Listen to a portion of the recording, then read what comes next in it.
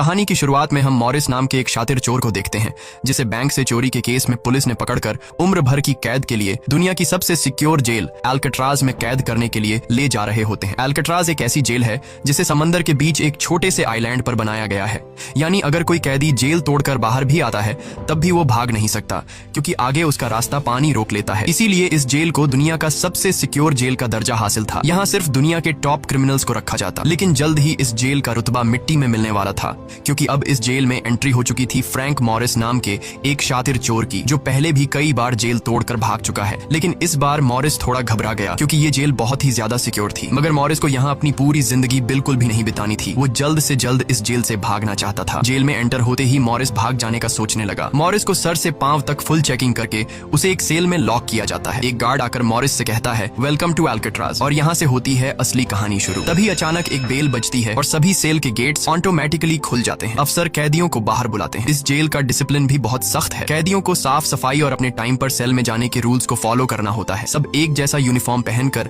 Line में breakfast खाने आ जाते हैं। मॉरिस के सामने लिटमस नाम का एक कैदी होता है। मॉरिस पूछता है कि मुझे तो कांटा ही नहीं मिला, अब मैं नूडल्स कैसे खाऊंगा? लिटमस उसे कहता है, अबे ये तेरा घर नहीं है, जो तुझे मिला है उसे चुपचाप खा ले। तभी वुल्फ नाम का एक खतरनाक कैदी मॉरिस को चिढ़ाने लग जाता है। वुल्फ से जेल में हर एक कैदी तंग था। वो यहाँ हर एक कैदी पर अपनी मनमानी चलाता था और उस पर बलात्कार के ढेर सारे केस भी हैं। इस जेल में एक से बढ़कर एक खतरनाक कैदी रखे जाते हैं। यहाँ लिटमस मॉरिस से थोड़ा खाना मांगता है और इस दौरान मॉरिस उसे अपनी प्लेट दे देता है। जब मॉरिस टेबल के नीचे से देखता है तो उसे पता चलता है कि लिटमस खुद खाना नहीं खा रहा बल्कि वो चूहे को दे रहा है। रात को एक गार्ड मॉरिस को वार्डन के पास लेके जाता है। जब मॉरिस वार्डन के ऑफिस में पहुंचता है तो वार्डन मॉरिस से कहता है कि मैं जानता हूं कि तुम बहुत ही शार्प माइंड हो और बहुत इंटेलिजेंट भी हो, लेकिन वो सब यहाँ किस काम का, क्योंकि तुम्हारे जैसे यहाँ कितने आए और गए पर यहाँ से कोई बच नहीं पाया। यहाँ कैदी बहुत ही स्ट्रिक्ट रूल्स फॉलो करते हैं। 2 महीने में एक बार ही कोई तुमसे मिलने आ सकता है और वो भी तब अगर मेरा मूड अच्छा हो। वार्डन बहुत ही सख्त इंसान है जो जरा सी गलती पर भी कैदियों को बहुत ही स्ट्रिक्ट पनिशमेंट देता है। वार्डन कहता है, यहाँ से भागने का सोचना भी मत, नहीं तो तुम्हारे टुकड़े टुकड़े कर दिए जाएंगे। जिस पर मॉरिस जवाब देता है, नहीं सर, आपके होते हुए यहाँ से कौन भागने का सोच सकता है। लेकिन असल में पहले दिन से ही मॉरिस के दिमाग में यहाँ से भागने की प्लानिंग शुरू हो चुकी थी। इस दौरान मॉरिस मौका देखते ही वार्डन का नेल कटर चुरा लेता है, जो वैसे तो बहुत ही छोटी सी चीज थी, पर मॉरिस को पता था कि अल्काट्राज जैसे जेल में इस छोटे से नेल कटर से भी बहुत बड़ा काम लिया जा सकता है। मॉरिस वापस सेल में आते ही इस नेल कटर को बाइबल में छुपा देता है। अगले दिन बाथरूम में वुल्फ फिर मॉरिस को परेशान करने लगता है, पर इस बार मॉरिस उसे छोड़ने वाला नहीं था। अब मॉरिस अपना असली रूप दिखाता है और उसे पकड़कर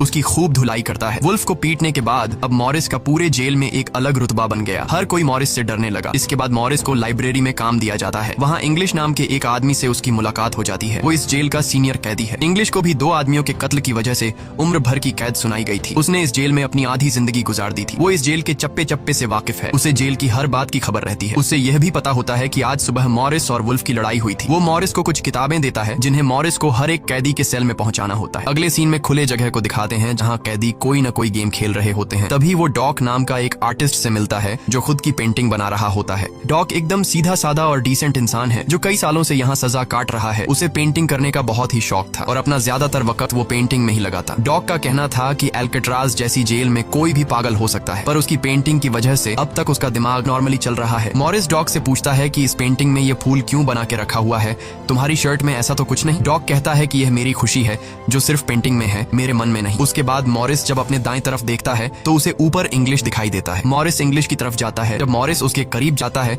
तो उसके चेले मॉरिस को रोक देते हैं। तब इंग्लिश इशारा करता है कि अपना ही आदमी है, आने दो। मॉरिस उसके पास जाकर बैठ जाता है और तुरंत अपने दिल की बात छेड़ देता है। मॉरिस उससे कहता है कि यहाँ से बचने में आप मेरी मदद करेंगे। ये बात सुनकर इंग्लिश तो हंस पड़ता है। देखो बेटा, ये महज सिर्फ जेल नहीं है, ये हम सब की कब्र है। यहाँ से निकलना है तो पहले हमें मरना पड़ेगा, तब जाके हमारी डेड बॉडी यहाँ से कब्रिस्तान तक पहुँच पाएगी। चलो मान भी लो कि तुम इन बड़ी दीवारों पर चढ़ भी गए और उसके बाद खतरनाक फोर्सेस को क्रॉस भी कर लिया और किसी जादुई शक्ति से तुम यहाँ के सैकड़ों गार्ड से बचकर जेल से बाहर भी निकल जाओ, तब भी यहाँ से भाग नहीं पाओगे क्योंकि आगे तुम्हारा रास्ता समुंदर रोक लेगा। इसलिए टाइम बर्बाद मत करो और चुपचाप सजा काट लो, कम से कम जिंदा तो बचे रहोगे। लेकिन मॉरिस अपने इरादे का पक्का था। वो हर हाल में इस जेल से भागना चाहता था। उस रात एक अफसर मॉरिस को बताता है कि तुम्हें कल से कारपेंट्री का काम दिया गया है। 1 घंटे का 50 सेंट्स दिहाड़ी भी दी जाएगी। मॉरिस फौरन इस काम के लिए राजी हुआ क्योंकि उसे लगा कि वहाँ उसे कोई ऐसा औजार मिल सकता है जिससे उसके भागने में काम आ सकता है। अगले दिन मॉरिस लिटमस से यहाँ से बचने का रास्ता पूछता है। लिटमस कहता है, अरे ये तो बहुत ही आसान है। हर सेल में एक एयर एयर वेंट होता है, उसके जरिए तुम छत पर पहुंच सकते हो, वहां से शायद तुम बच पाओ। और मॉरिस की बातों पर मुस्कुराते हुए वहां से चला जाता है। तब डॉक मॉरिस को खबरदार कर देता है कि वुल्फ तुम्हारी तरफ आ रहा है। तभी वुल्फ मॉरिस पर चाकू से वार करने आता है। मॉरिस अपना कोट हाथ में लपेटकर उसके साथ लड़ने लग जाता है। इतने में एक गार्ड उसे रोकने आता है तो वुल्फ गार्ड पर भी चाकू से वार कर देता है। अब मामला बिगड़ जाता है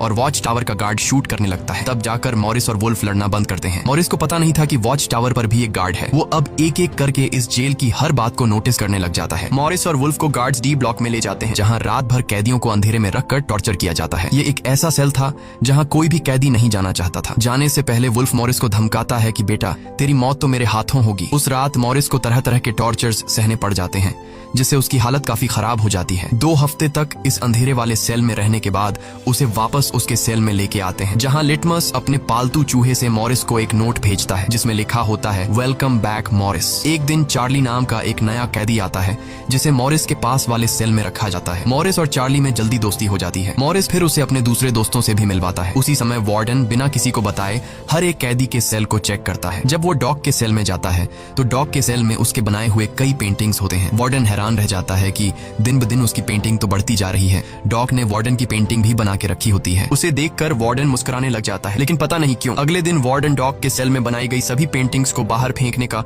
गार्ड्स को ऑर्डर देता है। वार्डन के इस फैसले ने डॉग को अंदर से पूरी तरह तोड़ दिया, क्योंकि डॉग सिर्फ अपनी पेंटिंग के ही सहारे जिंदा था। वह अपने हर एक बनाए हुए पेंटिंग से बहुत प्यार करता था, क्योंकि यहाँ उसकी सिर्फ एक ही खुशी थी और वो भी उस बेचारे से छीन ली गई। मॉरिस उसे समझाता है कि कोई बात नहीं, वो सिर्फ पेंटिंग ही तो थी, तुम और भी बना सकते हो। लेकिन डॉग इस सदमे से बाहर नहीं आ पा रहा था। अगले दिन उसे देखकर मॉरिस गार्ड से कहता है कि प्लीज डॉग पर नजर रखिए, वो बहुत ही परेशान दिख रहा है, कहीं वो खुद को नुकसान न पहुंचा ले। फिर गार्ड मॉरिस को कहता है तुम अपने काम से काम रखो। डॉग को भी मॉरिस के साथ कारपेंटर का काम दिया जाता है। तभी डॉग छुपकर मॉरिस की जेब में कुछ रख देता है। उसके बाद वो एक गार्ड को बुलाता है और कारपेंटरी के लिए दी गई कुल्हाड़ी से अपनी 3 उंगलियां काट लेता है और कहता है कि जिन उंगलियों से मैं पेंट नहीं कर सकता उनकी मुझे जरूरत नहीं है। यह कहकर वो चिल्लाने लग जाता है। तब गार्ड उसे पकड़ कर ले जाते हैं। मॉरिस देखता है कि डॉग ने उसके कोट में वही फूल डाल दिया है जिससे उसने अपनी पेंटिंग बनाई थी। शायद वो मॉरिस को बताना चाहता है कि इन लोगों ने मेरी खुशी मुझसे छीन ली। मॉरिस डॉग की कटी हुई उंगलियां उठाकर एक डिब्बे में डालता है और गार्ड को देखकर कहता है कि जाओ अपने वार्डन को दे दो, वो इसे देखकर बहुत खुश होगा। अगले दिन मॉरिस अपने सेल में बैठा होता है। तभी वो देखता है कि एक कॉकरोच एयर वेंट के अंदर जा रहा है, जिससे उसे अंदाजा हो जाता है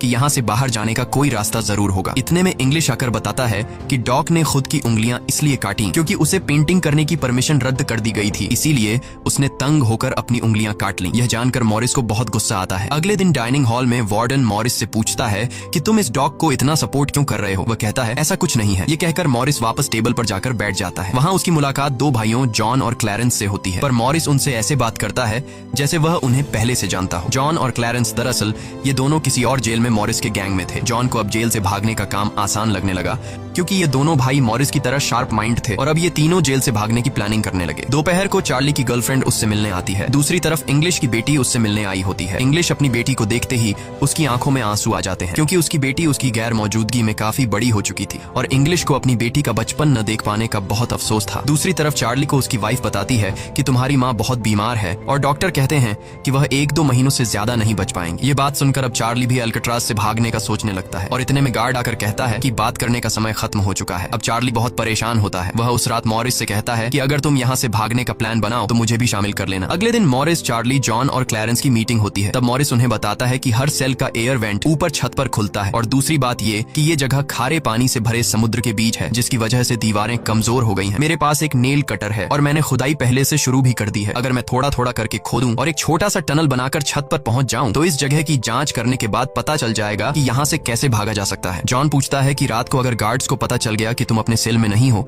तो उन्हें शक नहीं होगा क्या। तभी क्लैरेंस बताता है कि इस मसले का हल मेरे पास है। वो कहता है कि यहाँ मेरे पहचान का एक बार्बर है जो कैदियों के बाल काटता है। वह हमें बाल सप्लाई कर सकता है और उसे यूज करके हम एक डमी हेड बनाकर उसे बेड पर लिटा देंगे, जिसके बाद अगर हम दीवार की सुरंग से निकलकर ऊपर छत पर भी होंगे तब गार्ड्स को शक नहीं होगा, क्योंकि हमारे सेल के बेड पर नकली सिर रखे होंगे। पर बात अभी भी वहीं अटकी हुई थी कि जेल से तो निकल जाएंगे लेकिन समुद्र का पानी कैसे पार करेंगे। मॉरिस जॉन से कहता है देखो, इसमें मुझे तुम्हारी मदद की जरूरत पड़ेगी। तुम तो क्लोजिंग डिपार्टमेंट में में काम करते हो वहाँ तुम्हें उन पुलिस अफसरों के लिए बनाए गए रेनकोट्स मिल जाएंगे, तो तुम कुछ रेनकोट्स चुरा कर मुझे दे देना। हम उससे एक ट्यूब बोट और लाइफ जैकेट बनाकर समुद्र को पार कर सकते हैं। यहाँ चार्ली कहता है, भाई मुझे भी कोई काम दो, मैं भी तुम लोगों की मदद करना चाहता हूँ। मॉरिस चार्ली से कहता है कि जब मैं वेंटिलेशन की जाली खोदूं तो तुम पहरा देना ताकि कोई गार्ड हमें देख न ले, और जब तुम खोदोगे तब मैं पहरा दूंगा। मॉरिस का प्लान सभी को पसंद आता है और उसी रात में काम शुरू कर देते हैं, लेकिन दीवार खोदने के लिए नेल कटर बहुत छोटा था, जिसे चलाने में मॉरिस को बहुत जोर लगाना पड़ता और मॉरिस को दीवार खोदने में काफी मुश्किल हो रही थी। उसके हाथ में कहीं छोटी भी आई, लेकिन वो धीरे धीरे उस होल को खोदने लगता है। अगले दिन वो खाने के टेबल पर अपने दोस्तों से कहता है कि मुझे खुदाई के लिए एक बड़े औजार की जरूरत है, नेल कटर से दीवार खुरेदना बहुत मुश्किल हो रहा है। तभी मॉरिस ने अपने हाथ में चम्मच को देखते हुए उसके दिमाग में एक आइडिया आया। वो जानबूझकर चम्मच को अपने जूते पर घिसकर